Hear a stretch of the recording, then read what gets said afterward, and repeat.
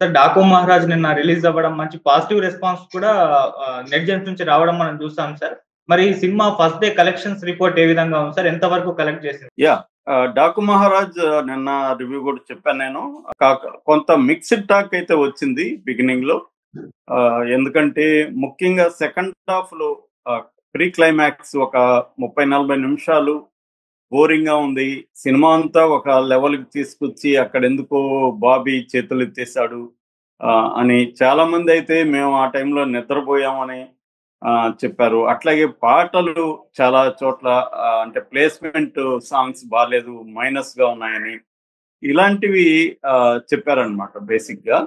So, కానీ ఓవరాల్‌గా తీసుకుంటే దాని తర్వాత రెస్పాన్స్ మారిపోయింది. అంటే క్రిటిక్ చూసే పద్ధతి వేరు, ఫ్యాన్స్ గాని, మాస్ గాని చూసే పద్ధతి వేరు. మాస్‌కి ఇది బాగా ఎక్కినట్టుగా మనకు అర్థమవుతుంది.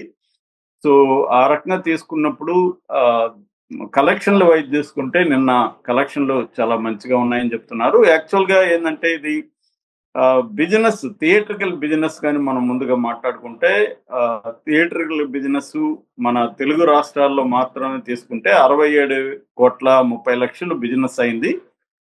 నిజాంలో 17.5 కోట్లు, తర్వాత సీడెడ్ అంటే రాయలసీమలో 15.5 కోట్లు, నార్త్ ఆంధ్రాలో ఉత్తరాంధ్రలో 8 కోట్లు, ఈస్ట్ గోదావరి జిల్లాలో 6 కోట్లు, వెస్ట్ గోదావరిలో 5 కోట్లు, కృష్ణాలో 5.4 కోట్లు, గుంటూరులో 7.2 కోట్లు, నెల్లూరులో 2.7 కోట్లు. మొత్తంగా 67,30,00,000 వ్యాపారం థియేట్రికల్ బిజినెస్ జరిగిందనమాట. మామూలుగా ఈ సినిమాకి 85 కోట్ల బడ్జెట్ అని చెప్తున్నారు.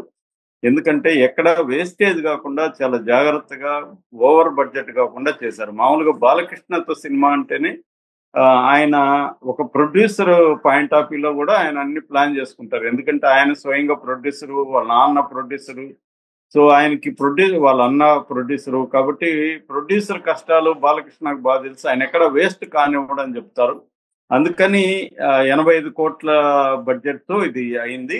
అయితే ఓవరాల్ గా 170 కోట్ల టార్గెట్ పెట్టుకున్నారు దీనికి. గ్రాస్ 170 కోట్లుగా రావాలని చెప్పి. అయితే నిన్న కలెక్షన్ చూసినప్పుడు ఇప్పటి వరకు మనకి ఏంటంటే బ్రేకింగ్ కలెక్షన్స్ ఇంకా రాలేదు. ఓవరాల్ కలెక్షన్ చూసుకుంటే నిన్న 30 కోట్ల వరకు కలెక్ట్ చేసిందని చెప్తున్నారు. ఇది ఒక రికార్డు అని చెప్పొచ్చు. బాలకృష్ణ సినిమాలో ఫస్ట్ డే 30 కోట్ల కలెక్షన్ అనేది రికార్డు. ఇది రికార్డు క్రియేట్ చేసింది. సో అంటే ఆ మిక్స్డ్ టాక్ ని అధిగమించి కలెక్షన్లు బ్రేక్ చేశాయని చెప్పొచ్చు మనం. అట్లాగే మన ఆక్యుపెన్సీ తీసుకుంటే మార్నింగ్ 60% ఆక్యుపెన్సీ ఉంది. అది మధ్యాహ్నంకి వచ్చేసరికి 64% పెరిగింది అనమాట. అంటే మౌత్ టాక్ తోనే ఈ పర్సెంటేజ్ పెరిగింది. ఈవెనింగ్ వచ్చేసరికి 72% కి వచ్చింది. లేట్ నైట్ షోలకు వచ్చేసరికి 67%. అంటే ఓవరాల్ గా ఇది అరౌండ్ 64-65% ఇది ఉంది అనమాట, ఆక్యుపెన్సీ ఉంది. అదే మనం కానీ గేమ్ చేంజర్ చూసుకుంటే అరౌండ్ 50% ఉంది. అంటే గేమ్ చేంజర్ ని ఇప్పటి వరకు ఇదైతే దాటేస్తుంది. కాకపోతే గేమ్ చేంజర్ కి పాన్ ఇండియా సినిమాగా రిలీజ్ చేశారు. ఈ హిందీ, తమిళ వెర్షన్స్ రిలీజ్ చేయలేదు. ఓన్లీ బాలకృష్ణ గత సినిమాల్ని దీన్ని కంపేర్ చేయాలి తప్ప గేమ్ చేంజర్ తో దీన్ని కంపేర్ చేయలేము. ఎందుకంటే అది దాదాపు 450 కోట్ల బడ్జెట్, అది పాన్ ఇండియా సినిమా, ఎక్కువ నెంబర్ ఆఫ్ థియేటర్స్ అవన్నీ ఉంటాయి. కాబట్టి బాలకృష్ణ సినిమా మాత్రం ఇప్పటి వరకు అంటే రేపు సంక్రాంతికి వస్తున్నాం సినిమా రిలీజ్ ఉంది. అయితే ఇప్పుడు రిలీజ్ అయిన ఈ రెండిట్లో చూసుకున్నప్పుడు బాలకృష్ణ సినిమా క్లియర్ గా హిట్ అనే టాక్ అయితే వచ్చేసింది. కలెక్షన్లు కూడా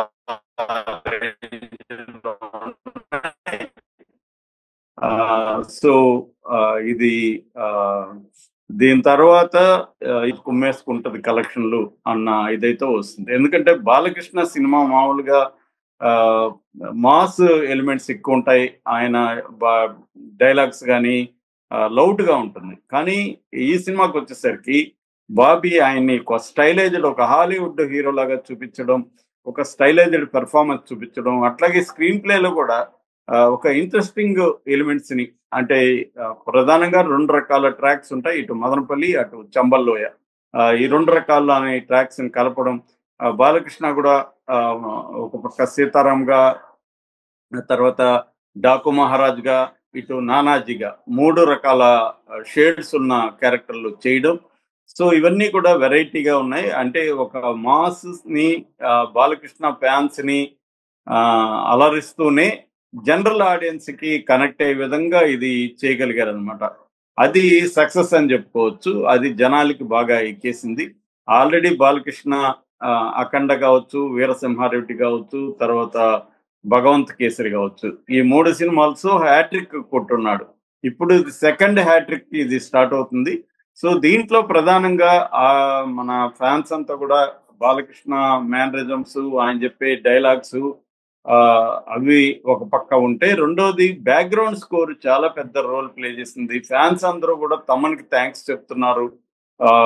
ఇంత పెద్ద మ్యూజికల్ హిట్ ఇచ్చావు. పాటలు ఆ స్థాయిలో లేకపోయినా కూడా బ్యాక్‌గ్రౌండ్ స్కోర్‌తో ఎలివేషన్స్ మామూలుగా లేవు. ప్రతి 10 నిమిషాలకి ఒక ఎలివేషన్ ట్రై చేశాడు బాబీ అనేది చెప్తున్నారన్నమాట. అందువల్ల అంటే మామూలుగా ఓన్లీ యాక్షనే కాకుండా దీంట్లో ఏందంటే ఫ్యామిలీ డ్రామా కూడా చిన్న పాపలతో వచ్చే జనరల్ గానే చిన్న పాప హీరో బాబు కావచ్చు, పాప కావచ్చు, చైల్డ్ అండ్ హీరో మధ్య సెంటిమెంట్స్ జనరల్ గానే సినిమాలో వర్కౌట్ అవుతుంటాయి. దీంట్లో చాలా బాగా వచ్చింది కెమిస్ట్రీ గాని వాళ్ళిద్దరి మధ్య చాలా బాగా వచ్చింది. అట్లాగే శ్రద్ధా శ్రీనాథ్ క్యారెక్టర్ కూడా చాలా ఇంపార్టెంట్ క్యారెక్టర్. సో, ఇలాగా ఇటు ఫ్యామిలీ ఆడియన్స్ కి సరిపోయే విధంగా ఉన్నాయి. అట్లా మాస్ ఎలిమెంట్స్ కూడా ఉన్నాయన్నమాట. ఎప్పుడైనా కూడా ఒట్టి మాసే ఉంటే ఆ సినిమా పెద్ద స్థాయిలో హిట్ కాదు. ఫ్యామిలీ ఆడియన్స్ వెళ్ళాలి. ఎందుకంటే మనకి అర్బన్ సెంటర్స్‌లో థియేటర్‌లో కూడా పై క్లాస్ ఆడియన్స్ ఎక్కువొస్తే కలెక్షన్‌లు ఎక్కువొస్తాయి. కింది స్థాయి వాళ్ళు మాత్రమే ఎక్కువొస్తే డబ్బులెక్కువ రావు. థియేటరు నిండినట్టు కనబడతది గానీ డబ్బులెక్కువ రావు. రెండోది ఏందంటే ఇవాళ ఉన్న థియేటర్ కన్‌స్ట్రక్షన్ గూడా ఎలా ఉంటదంటే లోవర్ క్లాస్ సీట్లు తగ్గిపోయినాయి. అప్పర్ క్లాస్ సీట్లు ఎక్కువగా ఉంటాయన్నమాట. గతం కంటే కూడా అది ఓవర్ ద పీరియడ్ మారిపోయింది అలాగా.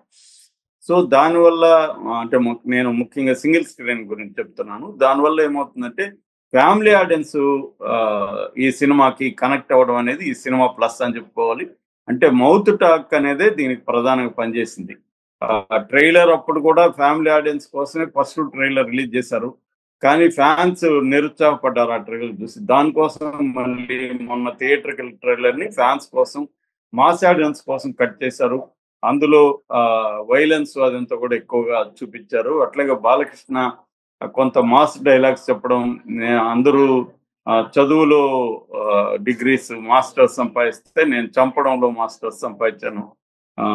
మద్రాసులో నేను మాస్టర్స్ చేశాను. ఇలాంటి డైలాగులు ఉన్నాయి. దానికి తగినట్టుగానే అతని మారణకాండ ఉంటుంది. చంపడానికి కూడా జస్టిఫికేషన్‌గా విలన్ని వాళ్ళ క్రుయాలిటీని అంతా కూడా ఎస్టాబ్లిష్ చేయడం. అక్కడ బలవంత్ ఠాకూర్ కావచ్చు, ఇక్కడ త్రిమూర్తులు ఎమ్మెల్యే క్యారెక్టర్ కావచ్చు, ఇవన్నీ స్ట్రాంగ్‌గా ఎస్టాబ్లిష్ చేయడం వల్ల ఏమైందంటే ఆ సెంటిమెంట్ వర్కౌట్ అయింది. అంటే వాళ్ళు ఎంతగా హింసిస్తుంటారు దాన్ని అఖండలో కూడా మనకి అలాంటి సెంటిమెంట్ కనబడుతుంది. అయితే ఇక్కడ చిన్న పాపని సేవ్ చేసే క్యారెక్టర్ నానాజీ క్యారెక్టర్ అనేది కూడా చాలా బాగా వర్కౌట్ అయింది. అక్కడ కూడా చంబల్లోయలో రైతుల కష్టాలు, వాటర్ ప్రాబ్లము దాన్ని అడ్రస్ చేయడం ఇదంతా కూడా కనబడుతుంది. సో, ఓవరాల్‌గా కలెక్షన్‌లు అయితే కుమ్మేస్తుంది. ఈరోజు రేపు ఇంకా కుమ్మేసే అవకాశం ఉంది. ఒకవేళ సంక్రాంతికి వస్తున్నాం